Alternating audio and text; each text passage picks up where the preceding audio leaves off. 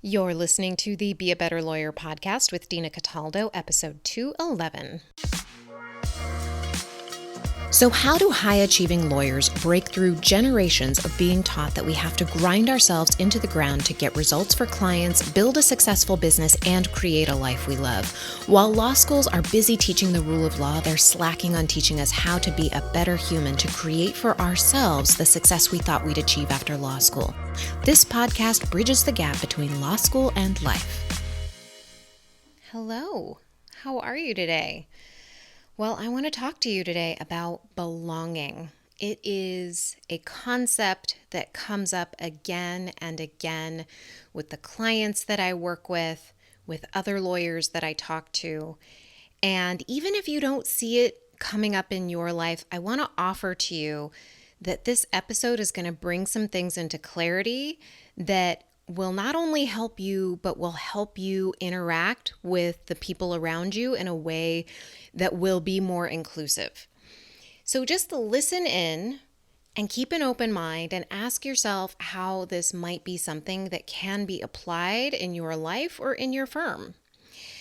What is belonging? Well, it is the deep human need to feel accepted for who you are and connected to those around you.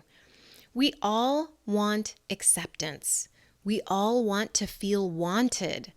And when it comes to law firms, we want to feel like we are an essential piece of the success of the firm. But a lot of times we exclude ourselves from the firm, even though we 100% belong. And I want to make that clear here. You 100% belong. But we preemptively reject the people in our lives, in our firm, the firm itself, and ultimately we are rejecting ourselves and our expansiveness, our capabilities. We shut down instead of going all in because we believe we don't belong. And the worst part about the deep desire to belong is that we may not even know that we're pulling away and secluding ourselves. We truly believe that it's the people around us making us feel like we don't belong. In this episode, you're going to learn the signs that you are preemptively disconnecting with and rejecting those around you, specifically when it comes to law firms, and you're going to learn how to begin reconnecting, not only with your firm, but with yourself. Let's talk about what it feels like when you don't think you belong. You might feel small, closed down, maybe a little sad. And this is a really subtle feeling in our bodies. Usually we're so used to pushing through our feelings and doing the work, we entirely ignore what's happening in our body when we're at the office. But it is a treasure trove because it can tell you what's going on in your mind if you know the right questions to ask, if you know what to look for. Because of that, because of this difficulty that we all have with connecting with our body sometimes, I'm going to give you actions right now that you can see whether or not you try to push away the feelings that you have when you think you don't belong. Because usually when we don't notice a feeling, we're actually trying to push it away. We're trying to ignore it. We're trying to numb out. And a lot of us, and I'm speaking from personal experience and watching what my clients do, we work to numb out. We work to push away the feelings. And you're going to see that come up in some of the actions I'm going to mention right now. So first of all, we use perfectionism to try to numb out the feeling of the doubt that we belong. So you might notice yourself wanting to keep rereading a brief and making it perfect before you turn it in. You may want to prove yourself. So you might notice yourself taking on more work than you know you can handle reasonably so that you can prove that you belong there. You might stay later than the other people at your office to show the others around you just how hard you're working. You don't speak up in meetings because you think that what you have to say won't be helpful or will sound stupid. And you don't want to seem like you don't belong. You don't ask for the assignments that you want because you don't think you're going to get it anyway. You think thoughts like the partners at the firm don't have your best interests at heart. And you don't apply for the positions that you want when you're looking for new positions. Any of this resonate with you? If any of them do, or if you have observed any of these kinds of things in the people that you work with, I want you to know that these behaviors are 100% normal. Each one of us at some point in our lives has felt like we didn't belong. Listening to this one podcast may not suddenly make you feel like you belong. That's usually not how it works. We usually need to first see what's happening in our lives and how the belief that we don't belong is impacting our life and how it is preventing us from getting what we want in our life. So we're going to talk about belonging in terms of race and gender in a moment, but I want to share a story with you first. So when I was 19 years old, I felt like I did not belong. I'm pretty sure I felt that way my whole life, and I was constantly trying to prove that I belonged. And the way I chose to attempt to prove I belonged at 19 years old was being the smartest person in the room, or popular in one way or the other, or having some outside significance that made me someone that belonged. And notice that all of these are external things, things that are outside of myself. Rather than me just accepting myself for who I was rejecting what was inside of me and what was already special. And I was looking for things outside of myself that could show other people, be an outside indicator that I belonged. So I was a sophomore at UCLA, and I really felt like I didn't belong because my freshman year felt horrible. I had an awful roommate experience. I didn't feel like I had a lot of friends, and I wanted to prove that I belonged there. So I decided that the way to do this was to participate in Rush Week. And if you're not familiar with Rush Week, it's when, all the kids go to the sororities for a week. They have like dinners and brunches and lunches, and you get dressed up and you're talking to all these people. It's like basically happy hour for 5 days straight. And I thought that if I was in a sorority, that then I would believe I belonged because other people would see that I belonged to an organization, like this group of people. And that's not the way it works. You actually have to feel like you belong before you can take the actions that are consistent with that feeling of belonging. So this is what I mean. When I showed up for the first day of Rush Week, I had lots of thoughts that reinforced my belief that I didn't belong. Because when we have a belief, it is so solid in our body that it feels 100% true. And we are constantly scanning our environment for proof that our belief is true because we don't want to be wrong. And so our brain is just helping us validate what we feel by looking into the environment and proving ourselves right. And I didn't have the mindset tools I have now to look at this Rush Week objectively. So I was interpreting everything I saw through the lens of the belief that I did not belong. Remember, the thoughts that we have are our brain's interpretation of what we are observing. So my thoughts looked like, I don't dress as nice as they do. I don't have as much money as they do. I don't know anyone here. These girls are prettier than I am. These girls know how to do their hair. They know how to do their makeup. I don't know how to do my hair or my makeup. I wasn't a legacy. I didn't even know what a legacy was until I showed up on day one and started hearing the word. That means I don't belong. I'm not as sophisticated as these girls. Like my brain went on and on and on, and it was telling me all of these things that I interpreted as reinforcing my belief that I did not belong.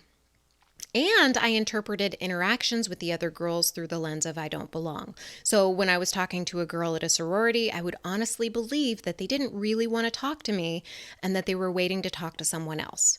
I wasn't open with the girls. I wasn't honest with them. I wasn't like sharing about myself because I thought I'd say the wrong thing and then I'd show them that I don't belong.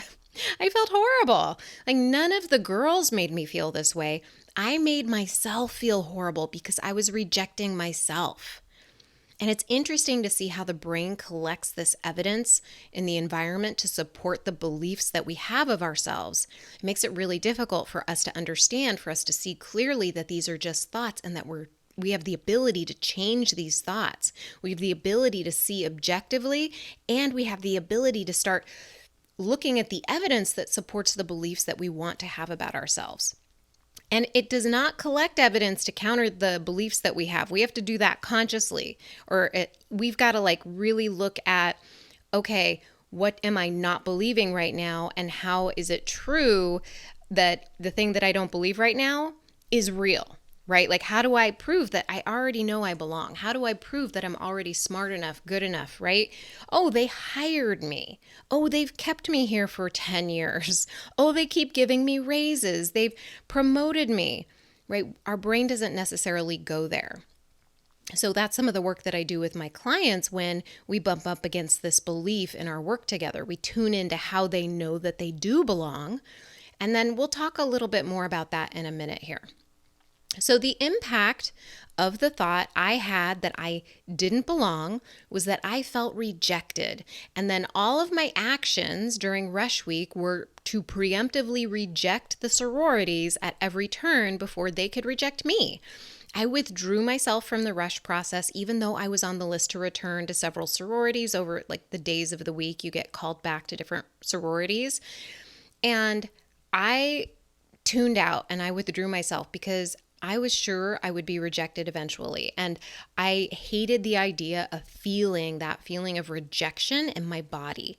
And when you really think about it, that's the worst thing that can happen is a feeling in our body. Nothing else is going to happen. It just feels so horrible, even imagining that feeling, that oftentimes we will preemptively reject people in our firm, the firm itself, the people around us, so that we don't have to experience that feeling of rejection. So then I'd tell myself something like how I wasn't meant to be in a sorority anyway, or how they're lame. And my roommate was also rushing at the time, and we both had left. We'd both done the same thing, and we preemptively left. And we talked trash about the process because we didn't have the mental tools to see what was really happening in our brains. We were just reacting. And years later, I looked back and I saw this pattern of believing that I didn't belong show up in other areas of my life too. And if this is resonating with you, start to take note of where you might see this showing up for you. So let's get back to where I see this show up in my clients' lives and where it might be showing up for you within your firm. Keep in mind, this is a limited list. There is no one circumstance we face that prompts us to think that we don't belong. These are just a few examples of when you might think this thought without even knowing it. When you look at a firm website and all you see are pictures of white male faces looking back at you, you see a lot of older faces in a firm. You see a lot of younger faces in a firm. When you don't see anyone in a firm who looks like you, when you have not been practicing law as long as other people in a firm, when you don't have the same legal experience as other people in a firm, when you didn't go to an Ivy League school but everyone else in the firm did. So this is just a very limited list, but with that, I want to give you some strategies to begin stepping into the belief that you belong. Every single one of these strategies requires that you get uncomfortable. So I'm going to tell you that up front. Okay, this isn't going to feel good. That's the nature of growth. And when we allow ourselves to be uncomfortable, that's where the most growth is. Every one of these strategies also requires that you pay attention to what you're feeling and what you're thinking. When you do, then you're more likely to take action in the way that you want to, instead of the way that you're in the habit of taking action. So in other words, you're going to behave more like you already belong instead of behaving like you don't want to belong. Do you see what I did there? When you think the thought, I don't belong, it's a helpful reminder that you're probably acting like you don't want to belong. It's another way of saying that you're rejecting them so they can't reject you. Because our thoughts generate our feelings and our feelings fuel our actions, I'm going to offer you some thoughts to practice. The goal here is not to feel like sunshine and daisies. Remember, and this is not going to be super comfortable. This is just a practice to help you feel better than the feeling of feeling rejected. All right, so try these on. Like, this is work that I do with my clients over a 6-month period, just to start. And I want you to know that if you're listening to this podcast and you're doing this work, you are going to see progress, but it takes time and consistency and being persistent. Like, keep reminding yourself of this, keep checking in with yourself. How are you feeling? What are you thinking? What do you believe about the people in your firm and what they think of you? This is some really deep work. And so if you are feeling resistant at all right now, that's okay. That's okay. Just let yourself feel uncomfortable here. That is 100% normal. So here's some examples I want to talk to you about here. So let's say your firm is having an activity like a golf tournament or a happy hour. I'll just pick those out of a hat. Watch if your brain's immediate reaction is no, that sounds lame. Maybe you ultimately decide not to go. That's okay. But ask yourself if you would go if you had friends there and if you felt like you belonged. Chances are you would. And if so, ask yourself if going to this event would further your goal of connecting with people, or maybe it could even be fun. If you're willing to feel uncomfortable, I will offer to you that maybe you should go. I had a client who recently started a new position and she was invited to one of the evening activities that the firm held. And she said she was tired and she went home that night. And she realized that she excluded herself from the group and deprived herself of getting to know the people she was working with. So the next time they had an activity, she stayed. She cultivated the thought that they wanted her there. They had actually invited her. And I'm happy to report that she had a good time. Now, recognize this. The more you say no to activities, the fewer times you're going to get invited to them. So if you're not getting invited to activities, it may be that they don't think you want to go, or maybe that you're not interested. Really just open yourself up to the possibility that there's a reason other than you don't belong or they don't like you. Okay? There could be a plethora of reasons that are in their head. Maybe they didn't even think of it. It doesn't mean anything about you. It doesn't mean anything about your position in your office. Okay, so the next thing, notice when your brain wants to say that no one else understands you. Maybe they don't, but it's not a helpful thought. Okay, when we think that thought, we want to separate. They don't know you. They don't know your personal history as intimately as you do, and that's okay.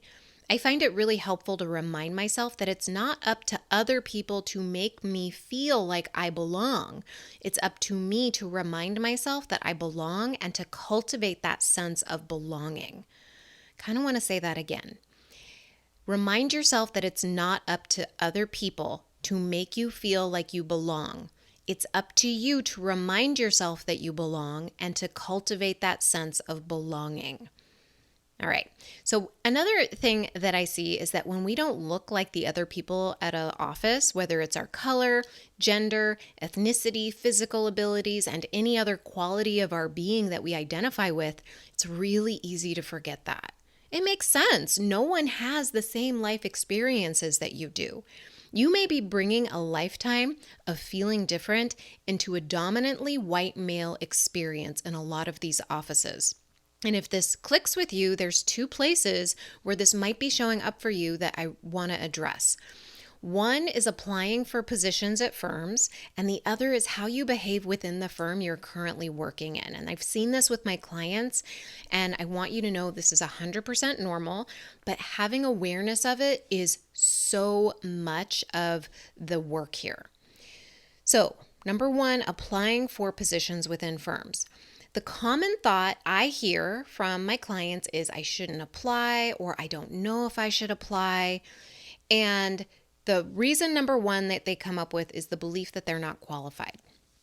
So statistically, women apply to positions 20% less frequently than men when they don't check off every single box on a job application. So if there's even one thing that they just can't identify as having that skill, they don't apply, and that is very common. So according to LinkedIn research, female applicants are 16% more likely than men to get hired after applying for a job, and 18% more likely than men to get hired for a job that has qualifications that they're not 100% qualified for, right? Like a stretch job. Let's sit with that for a minute.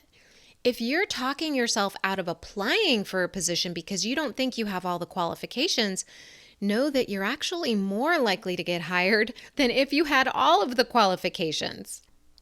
All right. So, reason number 2, the thought that they don't look like me.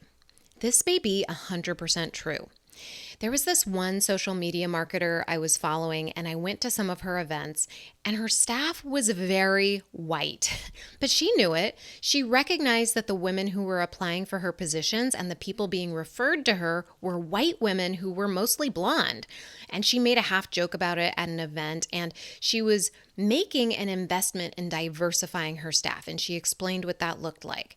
Now, it takes time to do that, especially if the only people applying to predominantly white firms are white men, because people of color or women exclude themselves preemptively. They tell themselves that they don't belong, and then they don't even apply. So instead of assuming they aren't for you, I will offer to you that there are ways to find out what the intent of the firm partners is by asking questions. Now, the key here is you're only going to find out if that firm is right for you if you apply and get an interview. So you've got to apply. Like, that's step number 1, is just like doing it. Just get in there, take action, apply. All right. So what you can do once you're in the interview is say, look, do you value what I value? Be honest with them that looking at a firm of all white men doesn't really feel inclusive. And are you doing anything to bring inclusiveness into your office? Are there any inclusivity trainings? Are they investing in the long-term growth of their firm and investing in people who look like you? What are their hiring strategies, and are they looking into attracting people who look like you? And if they are, what actions are they taking? Do they have a group of, they have like diversity groups in a lot of big firms. Maybe they have something like that you can participate in if that's what you desire. If you like their answers, then you get to decide if you want to help them, if you want to work with them. They are making an invitation for you to join their firm.